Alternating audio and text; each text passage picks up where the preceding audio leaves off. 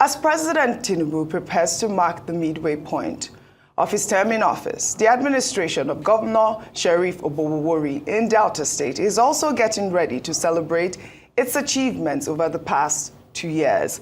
This is in readiness for a renewed commitment to the multifarious challenges facing the state, including rural roads and urban development, environmental degradation, and social-political exigencies, such as the ongoing tensions in Warri federal constituency among the 3 major ethnic groups in Delta State over the recent delineation of electoral wards and units by the Independent National Electoral Commission. For answers to all that, we shall be joined with a veteran journalist, Delta State Commissioner for Works, Rural Roads, and Public Information, Charles Aniagwu. Good morning and good to have you on the morning show, Charles.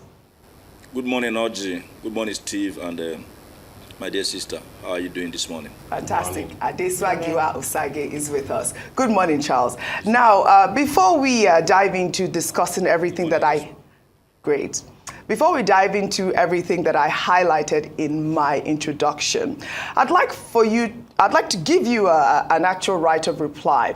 Earlier this month, a member of the APC, Collins Eselemo, had accused Governor Sheriff Oborevwori of mismanaging 450 billion naira of state funds during an interview right here on the morning show, shortly after the governor had defected to the APC. He also accused the governor of grabbing his land and also said that the governor lacked the capacity to become a leader in the APC. I'd like for you to please help us clarify these accusations. Are they true? And what land is Eselemo talking about?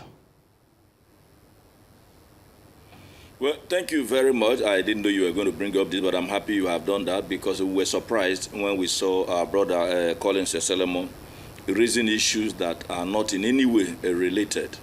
Now, let's start from the issue of the land. Collins Eselemo, I wish he's here this morning. Sometime in 2009, of course, you know the administration was on in 2009, was that of Udwaha, Governor Emmanuel Eweta Udwaha. Sometime at that time, the government wanted to build a primary school in a community called Orupa Island Community. And Eselemo happened to come from that community. But he used his influence, the community land. The land even belonged to the community. But the government acquired that land for the purpose of building that primary school. It's just 2 acres of land. It's not even a big area. I wouldn't know how the government that time went to the extent of even paying him as much as 75 million naira through his Eselemo transport. And the community raised alarm that he was not the one that is supposed to collect the money on behalf of the community. He collected that money in that community, which is the Orupa Island community. He spent the money. He did not give the community even a penny. The community even went to court. And as at that time, it was desopated that the government instructed to pay him as part of compensation for that land, which eventually now led to the desopated constructing a 6-block classroom in that Orupa Island community. Now, Eselemo, who ordinarily, because government did not even proceed to ask him to even reform part of that funds, because you know that at that time, even paying 75 million naira is not a joke. We're talking about as far back as 2009. And so he is coming this time around now to say that Governor Sheriff is the one who collected his land. In the first place, Governor Sheriff has nothing to do with that land. In the second place, the land belonged to a community. In the third place, 75 million naira was paid through Eselemo transport, which was meant for that community.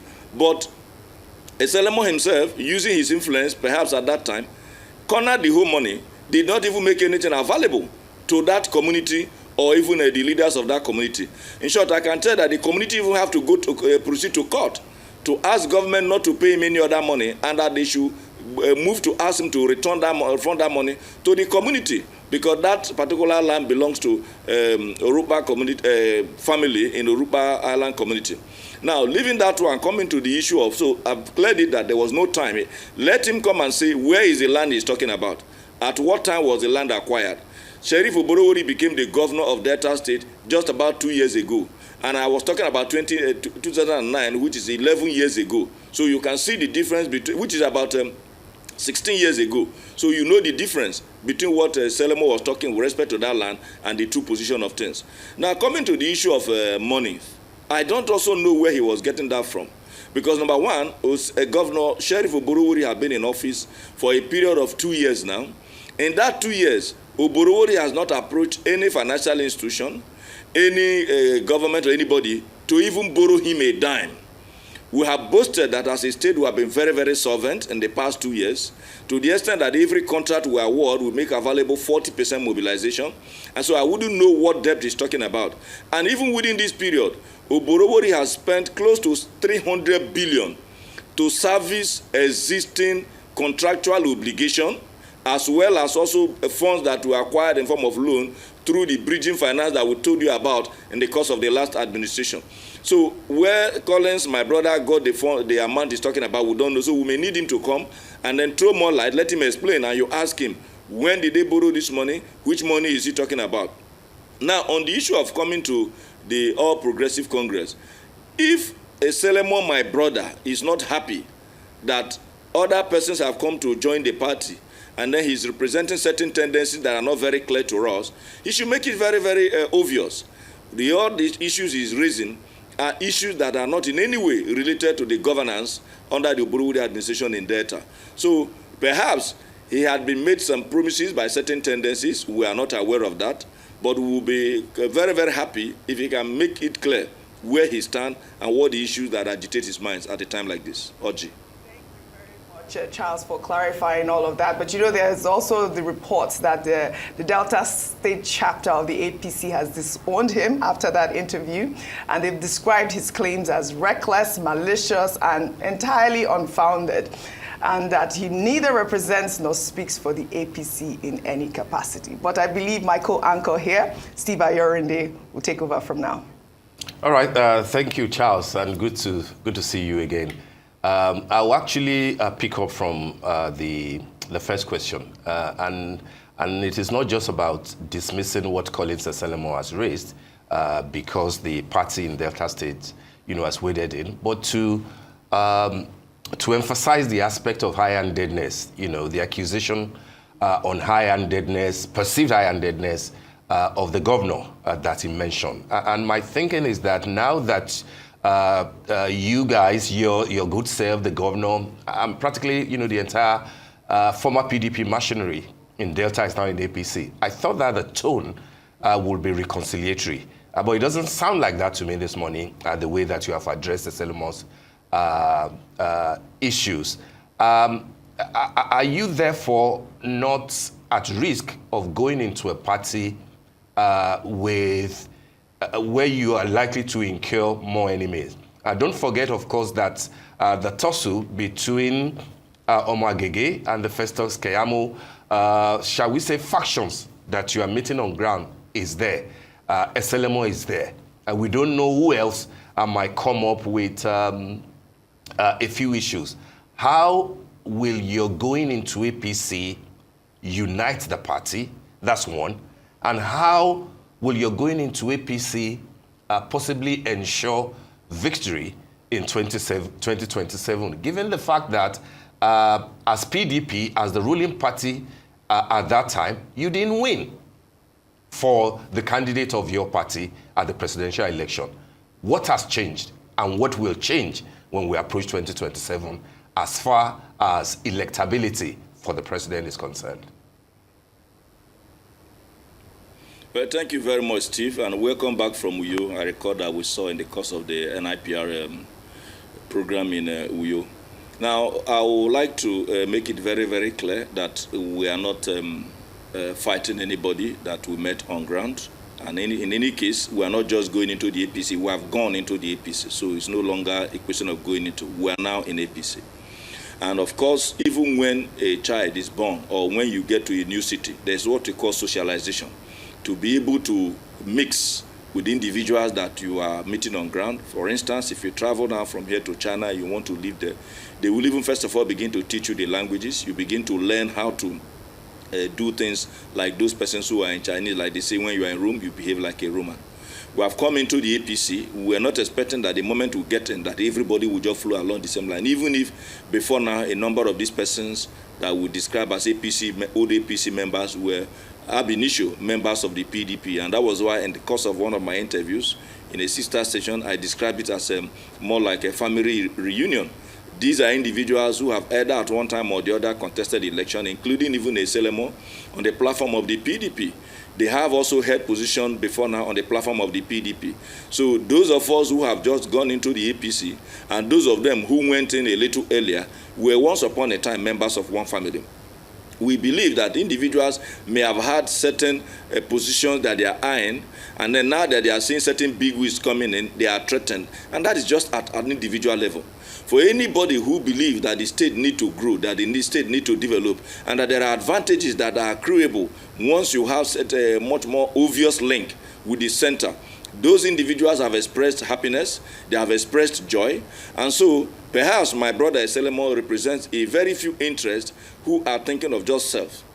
There's nothing like being confrontational. I only just responded to the issues he's raised, which were not in any way related to our moving into the APC, neither were they issues that existed. There's nothing like high-handedness coming from the governor. The governor had not even had any interaction with Eselemo. The governor never collected any land belonging to Eselemo, which is why I made it clear that it's obvious that he is representing certain tendencies that are not yet clear. By the time he's able to come out and see the tendencies he represents, then it will become obvious how we can respond to the issues he has raised. He is our brother, just like every other person in the state.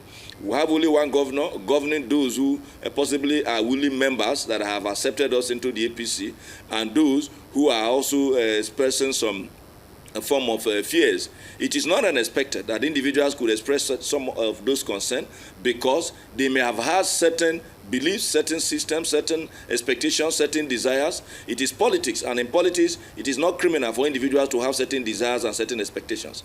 What is most important is that we, as individuals who have now gone into the APC, led by our governor, is reaching out to everybody, ensuring that we're able to marry the different persons that were meeting on ground. You quite alluded to the fact that they had factions in the old APC even before we came in. Yes, those factions were very, very obvious, but the governor from day one made it clear that he would take steps to unite all these different interests, and at the end of the day, the Delta interest will become the major interest, and that's what the governor represents. So we are quite sure that even if you are in the business of taking pap or ugi in Yoruba or akamo in the eastern part of the country, that the moment you pour the hot water into that pap, you need to do some form of mixing to first of all get the right texture. And once you have the right texture, you now possibly, if you want to add some elements of more vitamins to it, possibly pour in milk. Steve, my brother, you will need a very wonderful spoon to turn it around for you to now have the right mix. So we have gone into the APC. We are doing that turning for us to have the right mix. We do know that in the course of time, we'll be able to have the right mix, and then we'll progress along the same direction, possibly having the same ambition of putting a Delta state forward. But don't forget, and we are not taking it for granted, that even after we have been able to have the right mix, there are individuals whose views, expectations, aspirations will be at variance with that of the general interest. And the general interest is that of Delta interest, and that's what Oborevwori represents. Those individuals who possibly are interested in them occupying certain positions, or who want to have certain contracts, or who want to make certain money off the state, may begin to sing songs that are at variance with the reality on ground. We are very much aware of that. But in any case, it is not also criminal for them to so do in a political arena. In politics, you play it, you put in all the cards on the table for the purpose of one thing: winning government and winning election and forming government, and then of course advancing whatever promises or manifesto that you have put forward before the electorate in the course of the campaign period. So what we are doing now is getting everybody together to buy into the renewed hope for more agenda in Delta, so that at the end of the day, we are able to continue to sustain the development trajectory that has been the lot of the people of Delta in the last 2 years of the Oborevwori administration. Thank you very much, sir, for joining us this morning. I want to ask, what has changed for the people of Delta State now that the governor has defected to the APC? How has moving closer to the center, as you say, moving to the APC, how has it benefited the people, the polity, not the political leaders?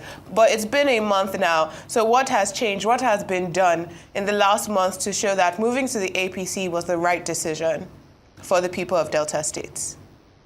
Well, even if I lost some sections of your earlier questions, you did also ask what we have achieved before coming to talk about the last 1 month. In the past 2 years, Oborevwori ran on an agenda and enhance peace and security. And on these different planks, which of course can now constitute what you could call the marking scheme, 25 local government areas, we have shown you the mini bridges to the extent that in Delta today they call him the bridge builder. We have been able to change the skyline of Uwe, Udu, and Warri South through 4 distinct major programs. In the particular very long bridge in DSC roundabout, the NRA roundabout, the junction, and of course the Efono roundabout. Beneku Bridge, which links the kids and kin of my sister Audrey in Ndukwa West, brothers and sisters in Ndukwa East through the Ase Creek. We have also been able to fast-track the completion of the bridges through the Trans-Warri bridges. We have also given life back to the Ayokromo Bridge to be able to connect sisters in Burutu local government, particularly the Ayokromo flank, where we have over 15 communities. The Orere Bridge is also almost being completed. The bridge itself, the deck has descended at the other end into Orere, coming from the other parts of Ugili South. We have also been able to connect many communities. In terms of education, we have been able to complete the Southern Delta University. That particular university now have a very, very wonderful campus in Urukbe, while the main campus is still in Ozoro. Even the one in Ozoro, we have been able to build the faculty of sciences, and a whole lot is happening in that direction. There are a number of other infrastructure that we have given life to in the last 2 years. 150 centers have been revamped, and then we are still moving on. A whole lot of structures, over 30 flats for them. But beyond that, we are also building to reach out to our people in Abo, in Kwale, and of course in Ozoro. We are also giving life to our different empowerment programs, ensuring that our youths, our women are brought into the mainstream for the purpose of reducing the effect on our economy and making life more livable. Now back to the issue of the last 1 month. Once you are in the kitchen, for those of you particularly in this part of the world where most of the time you have the ladies taking part of the kitchen, you know that it's not going to be likely that the person who is in the kitchen is able to taste the soup first before you begin to think of those who are in the sitting room. At the moment we have come into the kitchen, in the last 10 years we have been out of that center where this distribution takes place, even when we contribute the highest to the federation. So my sister Adeswa, there are a whole lot that is coming in, and we are hoping that now that we are having a very warm handshake with the center, that our state is going to benefit in a whole number of areas. Today, as I speak, they are constructing the approach to the second Niger Bridge.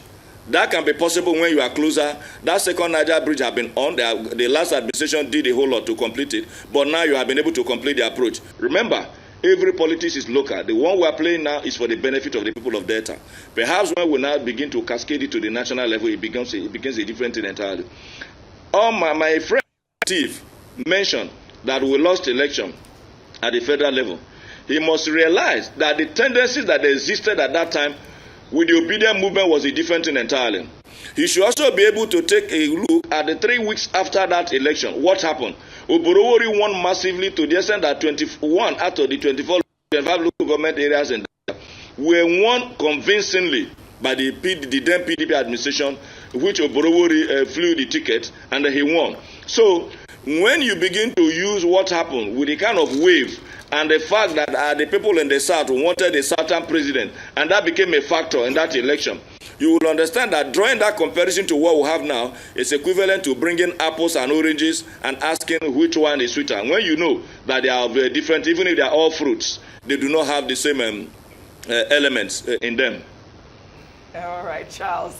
I mean, I think that you have been trying your hardest to manage the criticism that continues to trail the governor's defection from the PDP, which has been, the main party since 1990. I would like for you actually to also, as we wrap, address that ongoing tension in the Warri federal constituency over the recent delineation of electoral wards and units by INEC. Well, you recall that even sometime in the past, long time ago, the Independent National Electoral Commission, after they conducted the election in 1999, saw that there were a whole lot of discrepancies in the existing electoral wars, federal electoral wars, in that federal constituency, which is the Warri federal constituency. That federal constituency is made up of 3 local government areas. You have Warri South, Warri Southwest, and of course Warri North. In that particular local government area, you also have what you call different ethnic tendencies. You have the Urhobos, you have the Shekiris, and you have the Ijos, predominantly. Even when you have some traces of other persons who also live there, and over time, they have become much more like those three distinct ethnic groups that I mentioned. These distinct ethnic groups live harmoniously in these three different local governments. They are not settlers. They have all been there in that particular area. There have also been Supreme Court judgment as to certain sentences, which I may not want to go into, as to which ethnic groups owns a particular area. It has always been a challenge for individuals who do not live in this part of the world, who believe that when you talk about Warri, you're only talking about the Shekiris. That's not true. Now, those tendencies were the issue that some of our brothers that live in that federal constituency took to the court, and it progressed to as far as the Supreme Court. And the Supreme Court gave judgment to the effect that there was the need to do some form of redelineation of those electoral wards for the purpose of equity and for the purpose of effective electoral balancing. That was what the Independent National Electoral Commission acted upon, to be able to give life back to that judgment of the Supreme Court, and to be able to address the issues earlier raised by the Independent National Electoral Commission, to the effect that that particular federal constituency, in addition to a few other federal constituencies across the length and breadth of this country, has some form of imbalance. So it is in the course of addressing that imbalance that you heard that some of those attention. It is not unexpected, because there were individuals who may have benefited from the already existing lopsided electoral ward. Now having to address it meant that they have lost a certain advantage that they may be enjoying on account of that imbalance. So it's you know, as human being, if certain thing is in your favor, and at the end of the day they try to address it for the purpose of equity, that equity may rob you of some undue advantage, which hitherto were more or less to your own advantage, and you don't expect that person to begin to rejoice. So it is usually the case when some of those things happen. You do know that there are some ailments that will come. You even begin to say you wish there is another form of ailment, even when no ailment is good. For instance, if they say that you have a particular kind of disease, they say another person have cancer, you say, oh, how I wish it's even HIV, which is treatable. Meanwhile, another person will say, over my dead body, I don't want HIV. But because you know that cancer is much more deadly than HIV, you will be preferring to even have HIV rather than having cancer. So that is what it is, that individuals who were enjoying from a negative, from a lopsided arrangement, are now wishing that that lopsided arrangement remains, even when they know that it does not constitute equity for their kids and kin who belong to possibly another ethnic group. So those were the issues, and we are dealing with it, hoping that our brothers and sisters who were probably benefiting in time past will be able to understand that what was done was in the interest of justice and, of course, in the interest of equity. All right, well said, Charles. But before we let you go, just two quick questions from me before we let you go. First will be, you hold an important portfolio, an important office in the government. As a three-pillar office: works, rural roads, and public information. And I know for a fact, of course, that you have recorded appreciable successes, particularly in the area of works and roads, so much so that, as you alluded to, the governor is now being called the bridge builder. But then my question is, who takes this credit? Is it the governor and his team, including your good self, or is it APC, the new party? Because that is what you will use to campaign in 2027. The second part of my question, you alluded to the fact that we were in Uyo for the Public Relations Week conference, and I'm sure that you were part of the discussions on functional PR. My question is, now that you have moved, now that you are tasting a new wine in the APC, do you truly feel like a progressive, or is this just a mere functional PR for you? Is it functional PR for you or mere politicking? In other words, do you really feel comfortable dropping the umbrella for the broom? Well, thank you very much, my brother Steve. Let me apologize that I did not have enough time with you because of the crowded nature of the activities. So perhaps I would have taken you to a particular corner for you to see how far we have adjusted our drinking pattern to suit the new taste of the palm wine that we are drinking at the moment. So please forgive me for that. I do hope that I'll find time to come into Lagos so that we can have an understanding of how adjusted we have been able to tune our drinking pattern. Now, you have raised quite a number of issues in one. Let me start from the issue of who takes credit. First of all, the good people of Delta who elected Oborevwori takes the credit because Oborevwori made them promise that he's going to work for them and he's working for them. And every political party, first of all, comes with a name.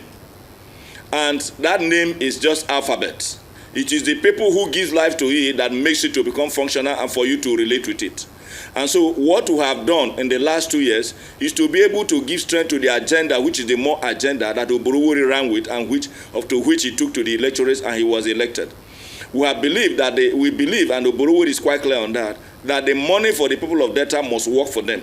And which is why today we pride ourselves as one of the most solvent, and we say with our full chest that we are one of the most solvent states in Nigeria today. Very big thanks to the prudent management of resources, clearly exhibited by Governor Oborevwori and members of his team under his directives and watch. Now, as to whether moving into the APC has been able to change what we were and whether we were happy leaving the PDP, let me make it very, very clear that we are quite sure that in the course of time, we told you that the PDP runs in our blood, runs in our veins. What that meant is that we were very, very comfortable in the PDP. But of course, there comes a time when certain amen comes. And when it comes, you may now visit a hospital and the next thing that you are asked to do after diagnosis, this prescription will now become that you need to carry out a blood transfusion to be able to have a new blood and function much more effectively. Political parties are vehicles for political engagements. The political party, the PDP, which used to be our own political party, has some form of a headache that had become intractable. And it was quite clear that the party leadership was not being prepared for competitive election in 2027. I have made it very clear that the reason why you go into politics is, first of all, to contest election, win election, form government, and then deliver on your manifesto. Not being competitive ahead of 2027 meant that if we remain in that place, our ability to remain competitive in that election was going to be hampered. Not that we wouldn't have been able to win election even standing under the PDP. But perhaps the history of K-leg as prompted by former President Olusegun Obasanjo in the case of Rotimi Amechi in 2007 would have become an issue. And we did not want to experience that K-leg after we have won the election for the Supreme Court to knock us off. And because we didn't want to be knocked off, there was the need for us to migrate to a much more comfortable platform where we will also effectively tap into the resources at the center where we contribute as number one in this country. Those were the factors. So it is politics, and we have to play it. If we're in a church, the kind of dress you wear is not the same thing you wear when you are going to jump into a swimming pool. So you must be able to look at this issue from the point of the fact that our movement is political. What we are trying to get is governance and ensure that we're able to bring many good things from the center. Those are the overriding interests that made us to take the decision that we took. And we plead with all Nigerians to understand that not because we felt that PDP treated us badly, we were very comfortable with PDP, but because that intractable headache was capable of making us not to sleep very well. And nobody wants to go to bed and pray that he's not going to have a sound sleep. Those were the issues. On the issue of public relations, we are involved in, as a team to be able to understand that there is a need to carry out perception management. Because once you do not have effective perception management, individuals are likely going to paint pictures that are variant with reality. And particularly in a political arena, you have individuals who want to take power from you. They are not committing any crime because that is the essence of politics.